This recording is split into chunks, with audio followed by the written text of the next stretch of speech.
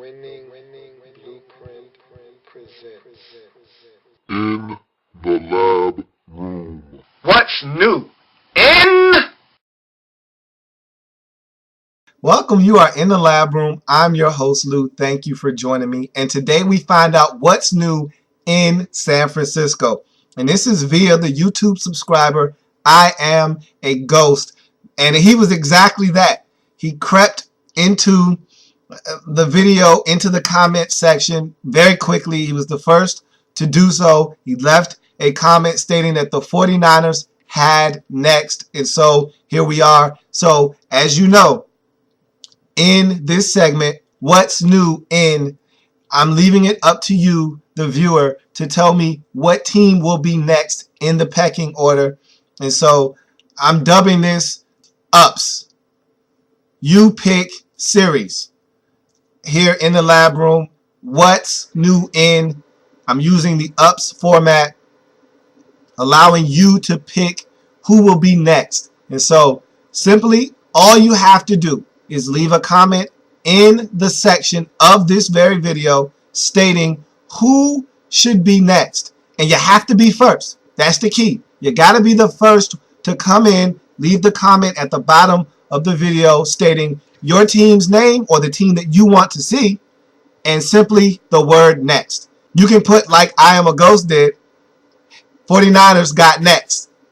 Whatever you want to do, whatever twist you want to put on it, either way, be first, next team, and that team will be featured next here in the What's New in segment. So without any further ado, I Am a Ghost requested the San Francisco 49ers. I am a man of my word. And so today we will be talking about what's new in San Francisco. Before you can get to what's new, we have to discuss what's out in San Francisco. And so out with the old in San Francisco before we can get to the new. So out with the old in San Francisco. Hey, what should we do with this old stuff? Get rid of it. So in order to talk about what's new and old in San Francisco, I'll need the assistance of not only my big board, but my handy dandy pointer. I've got both, so let's go to the big board and talk about what's old in San Francisco. Before we can get to the new, we got to go out with the old. And where else should we start but the quarterback position in San Francisco? And that was a much talked about position in San Francisco a year ago. And before we even get into out with the old, as you can see, there's not really a lot here. When you're one play away, and essentially that's what the 49ers were a season ago, from calling themselves Super Bowl champions, if one of those three passes connects with Crabtree in the end zone, we're talking about the San Francisco 49ers, not the Baltimore Ravens, being your 2012 National Football League Super Bowl champions. So this team doesn't need to make a lot of changes. There won't be wholesale changes for the San Francisco 49ers. A little tweak here, little tweak there, and all of a sudden, if you're the 49ers, you've got to feel really confident that you'll be back in the position to get yourself a Super Bowl championship in 2013. And so you look at some of these moves that they feel necessary to make in order to take that next step. And sometimes it's addition by subtraction. You start with Alex Smith, and he really didn't lose his job in 2012. It was just more about Colin Kaepernick seizing the moment. They tell you that you can't lose your job by injury. Well, that wasn't the case for Alex Smith.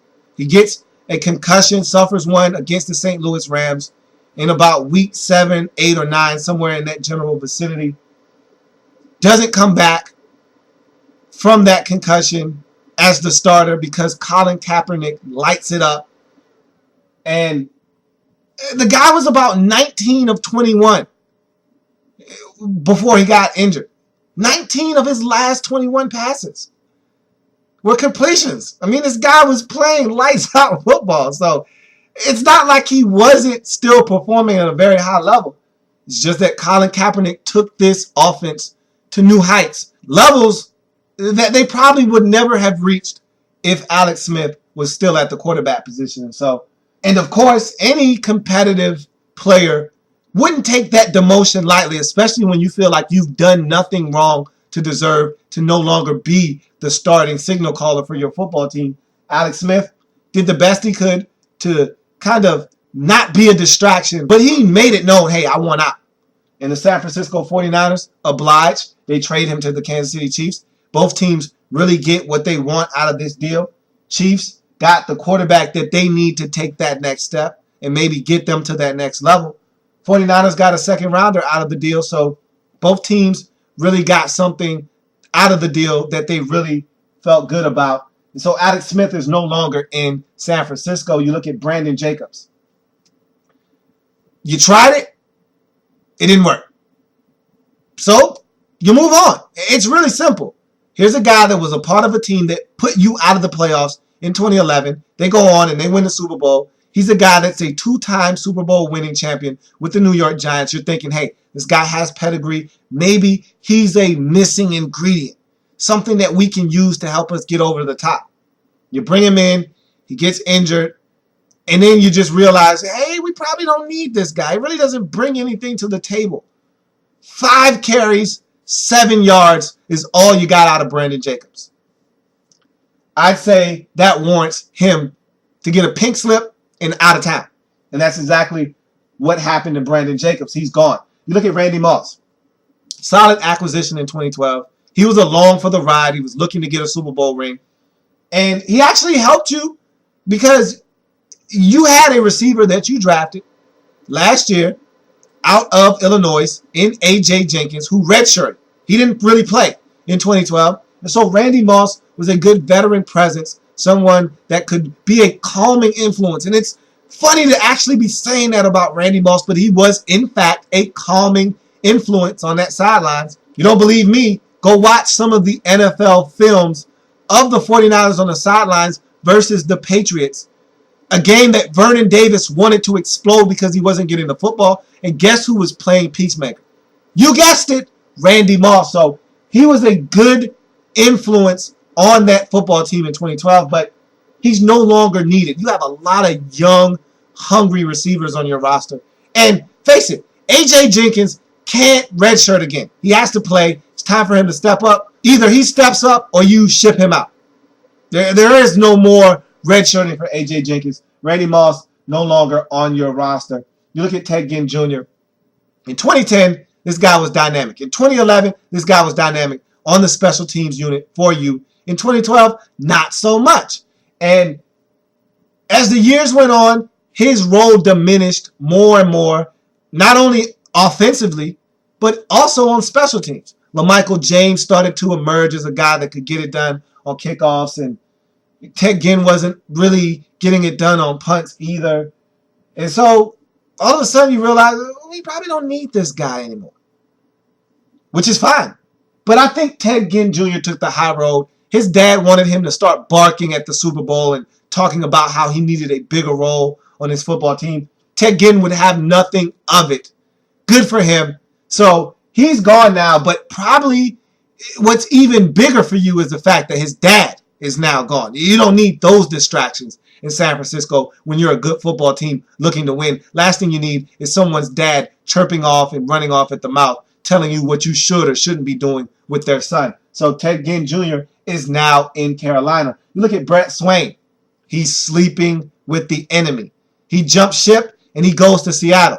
And so you'll be seeing this guy twice a season if he makes their roster. He's a very vital piece on special teams, core special teamer, as well as a guy that in a pinch you can put in at the receiver position. He's now in Seattle. You look at Delanie Walker, your backup tight end. This one hurts because he was a guy that really developed a good rapport with Colin Kaepernick. And it makes sense. When you're the backup quarterback, guess who you're throwing the football to? The backup tight end. So they had a little bit of chemistry, and you could tell that when Colin Kaepernick first got in, he was very comfortable throwing Delanie Walker the football. He really started to emerge, and he wanted his opportunity to say, hey, I'm the guy, and he's going to get that in Tennessee, and so he's no longer there. And they were a good 1-2 punch, one of the better 1-2 punches at the tight end position in the National Football League. He's no longer here in San Francisco. You're going to have to replace him. We'll talk about that a little bit later, but he's now in Tennessee. So those are all offensive guys who are no longer on the football team in San Francisco. We move to the defensive and special teams side of things in San Francisco. Place kicker David Akers. And for me, this one was a big one because this guy was very sporadic and skittish in 2012. And in 2011, he was the San Francisco 49ers. Without David Akers and his record-setting season in 2011, there would have been no San Francisco 49ers. He was your offense. And so for him to have the season he had in 2012, and maybe it had to do with the injury. He said he was injured, and he kept it a secret for a long time. Doesn't matter. He did not get it done. And if you're as good a football team as the San Francisco 49ers are, you can't have a liability at the field goal kicking position. You got to have a kicker that you can rely on. That if we are in a tight pinch, down to 3 seconds left, 47-yarder, you got to know that your kicker is going to put it through the uprights and get you a victory. You couldn't say that about David Akers in 2012. He's now gone. He's in Detroit. Look at Deshaun Golson, safety. Probably your best player in that secondary. Not probably. Was your best defender in the secondary. Has been for the last 2 seasons. You're going to miss this guy. And he was a Pro Bowl caliber safety. He's now in Tampa Bay. He wanted a big payday. Let's face it. And the 49ers wanted him back, but not at the price tag that he was commanding. And so he's in Tampa Bay. You're going to miss him. But again, much like Delaney Walker, it's going to leave a huge void. But the 49ers aren't going to allow these voids to sit there unaddressed. And so we'll talk about that a little bit later. You also look at defensive lineman Ricky Jean-Francois. I love saying that. And that'll be the last time I say it in reference to the San Francisco 49ers as he's moved on. He's now in Indianapolis helping with that 3-4 defensive front over there. So now you look at another piece gone from a season ago, nose tackle Isaac Sopoaga. You released him, so you were done with him. He's now in Philadelphia. He's going to help their 3-4 defensive front at the nose tackle position. And so with the San Francisco 49ers, that is out with the old. Those guys are all gone, no longer on the roster. You're going to have to replace a lot of those guys. And so we'll talk about what the 49ers have done to replace those guys with the next segment, In with the New. Hey, where'd you get this from? Oh, yeah, that's brand new. So as we come to the In with the New section, we start off just like we did with the Out with the Old section at the quarterback position. You lose Alex Smith, who was essentially your backup quarterback for the remainder of the season after he came back from that concussion. You need a backup quarterback. And again, I said this last year, I'm saying it again. You can't have Scott Tolzien as a guy that's the next option to go into the game. Can't happen. Won't happen. In the words of Mike Singletary, can't win with him, won't win with him. Colt McCoy is a great secondary option to have at the quarterback position, especially for the type of offense you're running. I don't think you could have made a better selection for a guy that is damaged goods around the National Football League right now. And so I think he just needs a change of scenery. He gets that in San Francisco. He'll get coached up. He'll be in a comfortable environment in San Francisco. And I think Colt McCoy will be fine as your backup quarterback. Like that move for the San Francisco 49ers. Probably and arguably the biggest offseason move, and it looks even larger now after the Michael Crabtree Achilles injury, is the trade for Anquan Boldin from the Ravens. And here we go again with the 49ers a year after a player helps defeat them and end their season, going out and acquiring one of those players. Last year it was Brandon Jacobs. This year it's Anquan Boldin. But trust me on this one, this move is going to pay bigger dividends than that Brandon Jacobs move that we talked about a little bit earlier. Anquan Boldin is going to come in and be a bona fide number one for you. And really, you look for this guy to be a number two. Just a compliment to what Michael Crabtree was becoming. Now with this injury, you've still got a number one. And that has to feel good if you're a San Francisco 49ers fan. Because if Boldin isn't on this roster and Crabtree goes down, you're in a world of trouble at the receiver position. Now, all of a sudden, you've got a lot of secondary pieces that can step in behind Anquan Bolden, and you've still got a legit number one receiver in this league. And so that trade is probably going to prove to be huge in the grand scheme of things for the San Francisco 49ers. You look at another receiver on your roster now, Marlon Moore. And I don't know if he's going to make this roster, but here's a guy from the Miami Dolphins, pure speed. He's a guy that can take the top off of a defense. I don't know if he's going to make this roster or not. Once again, he's not a guy that's a well-polished receiver, but he can run, and he can run fast. And anytime you can do that in the National Football League and catch the football, there is a place on someone's roster, or at least an opportunity to put yourself on someone's roster. And Marlon Moore is going to do that in San Francisco, and he's going to play a little bit of special teams for you as well. You look at wide receiver Kasim Osgood, and I don't even know why this guy has the title and label of receiver, because this guy is a core special teamer. I can't even remember the last time I've seen this guy catch a pass. In Detroit, which is where you got him from, I don't even think this guy was on the field as a receiver. Strictly special teams. That's always been his calling card in the National Football League. Back to his days in San Diego when he was the best special teamer in the National Football League, was consistently in the Pro Bowl for his special teams prowess. I think that's exactly why you got him. You lose a guy like Brett Swain, who was big on special teams for you. You get a guy like Kasim Osgood to step in and fill in that void.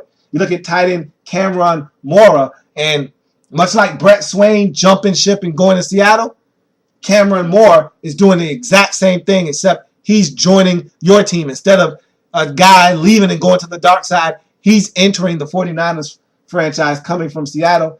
He's a blocking tight end only. He's not a threat to catch it out of the backfield. If he makes your roster, it's going to be to help you in these jumbo sets where you're putting 2 and 3 tight ends on the field to block in your big packages down by the goal line in short yardage situations. That's where this guy will come in handy. He's not a guy that you throw the football to. He's not an option out of the backfield to catch the football. You look at offensive guard Adam Snyder and you say, welcome back, welcome back, welcome back, welcome back, Adam Snyder. Here's a guy that spent the first 6 or 7 years of his career with the 49ers, decides to leave for the division rivals in the Arizona Cardinals, signs a very lucrative deal, gets 1 year into that deal, and the Cardinals realize, hey, we made a pretty expensive mistake. They cut their losses. Now he goes running back to the place he's called home for 6 or 7 years in this league. Sometimes guys find out very quickly, hey, the grass isn't always greener on the other side. Here's the case with Adam Snyder. He's now back in a San Francisco 49ers uniform. You look at place kicker Phil Dawson. Fill the boot. Maybe your biggest offseason acquisition.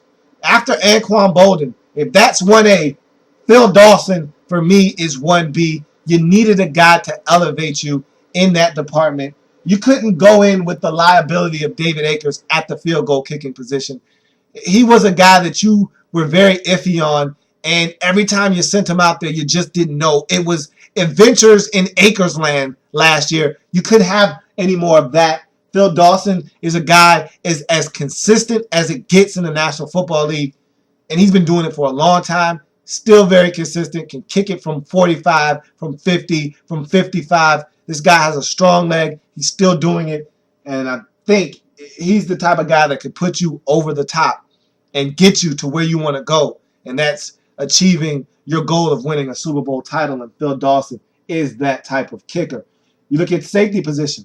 Craig Dahl, you get him from a divisional rival in St. Louis, and there's already been some bad blood spilt between he and his ex-teammates in St. Louis as he's flipped sides, and he's already spilling secrets as to how the St. Louis Rams were able to defeat the 49ers last year and tie them another time. So that's not going over too well with the St. Louis Rams players, but Craig Dahl, solid acquisition. I'm not sure you want to start this guy at the safety position, though. I think he's more of a rotational depth guy. Someone goes down with an injury, you don't feel bad about sticking Craig Dahl in the game, but starting him out of the gate, I don't think that's why you acquired him.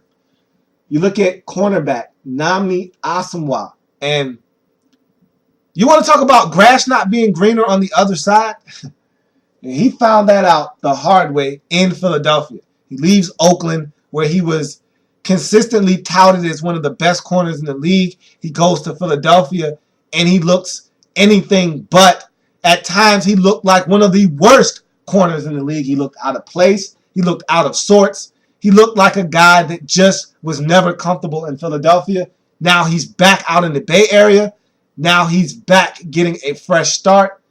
And for Nnamdi Asomugha, this is it in terms of having a chance to play at a very high level for a very good football team. If he can't get it done in San Francisco, this will be it. And what a shame it will be for a guy that just 3 seasons ago was one of the best corners and was the most sought after free agent in free agency.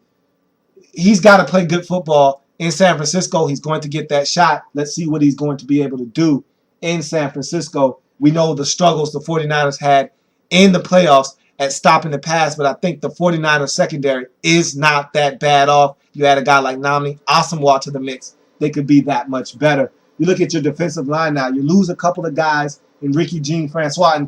And really, Glenn Dorsey, an acquisition in free agency, you get him from Kansas City, is the direct replacement for Ricky Jean-Francois. I love saying that because Ricky Jean-Francois was the interchangeable piece for you along that defensive line. He could play at the nose tackle position. You could put him out at defensive end.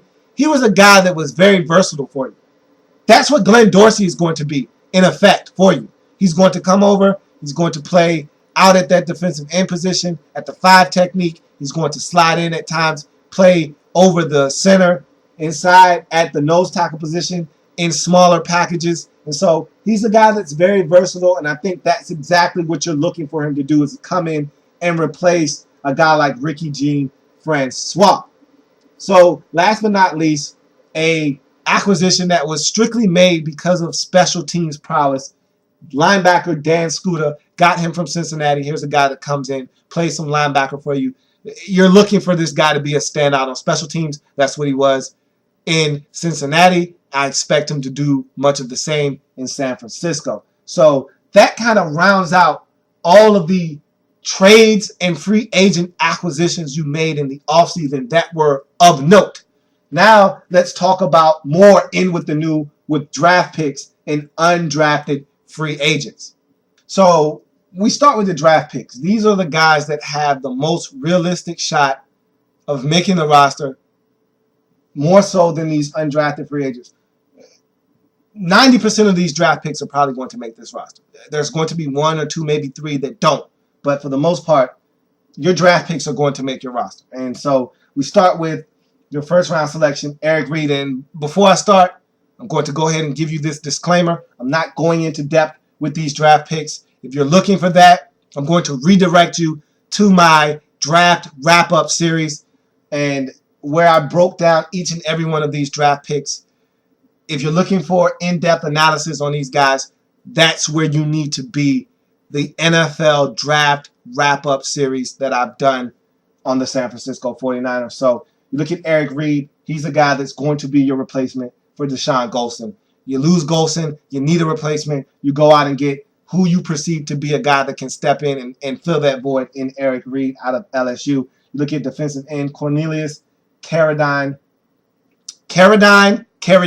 You say Carradine, I say Carradine. Doesn't matter. How about we just call him Tank?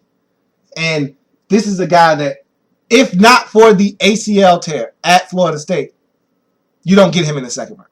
This is great value. So I look for big things out of Cornelius Carradine. You look at tight end Vance McDonald, another second rounder, and that's your backup right there. Delaney Walker gone. No more backup tight end. That's a pass catching threat. Enter in Vance McDonald. He's going to fill in that void. So 49ers not wasting time filling in these voids that they're having after guys leave in free agency. You look at Corey Lemonier, defensive end, wide receiver Quentin Patton, running back Marcus Lattimore, very intriguing prospect at the running back position. Busted his knee all up to shreds at South Carolina, has went through vigorous training to try to rehab the knee. He's had several devastating injuries on his knees. And so he's a guy that is ultra talented, but he's got a long way to come back. But if anyone can do it, I think Marcus Lattimore is the type of guy that can. And so I'll be looking to see if this guy is going to play in 2013. I don't think he will.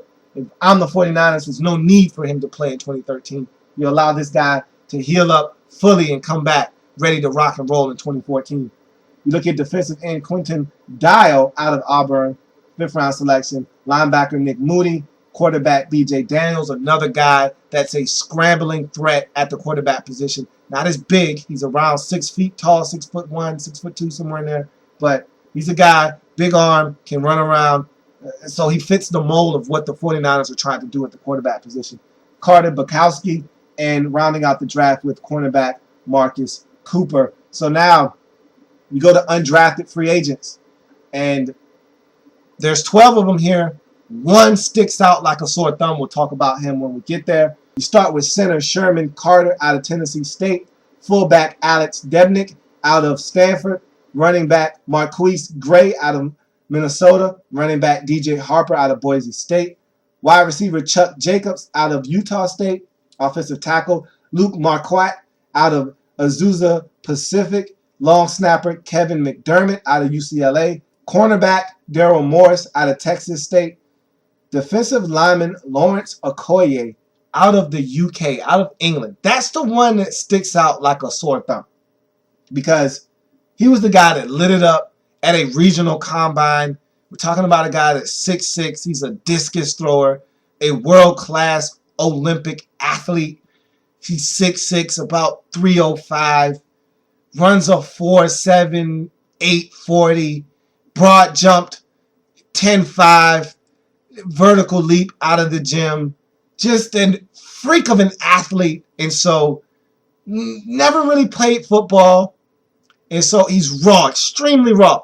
But if someone can tap into all of this untapped potential, 49ers could have themselves a uncaged beast on their hands in the form of Lawrence Okoye. So be interesting to see what happens with him. But that's the one everyone's keeping their eye on, myself included, Lawrence Okoye.